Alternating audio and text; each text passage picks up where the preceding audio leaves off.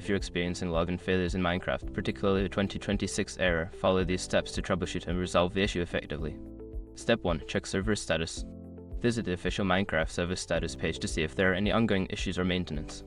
If the servers are down, you will need to wait until they are back online. Step 2. Verify your credentials. Double check your username and password to ensure they are entered correctly. Make sure that caps lock is off and that there are no extra spaces. Step 3. Update Minecraft. Ensure that you are using the latest version of Minecraft. Open the launcher and check for any available updates.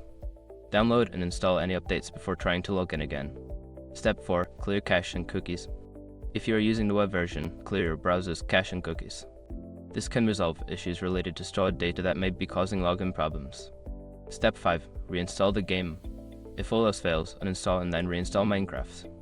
This can help fix any corrupted files that may be causing the login failure.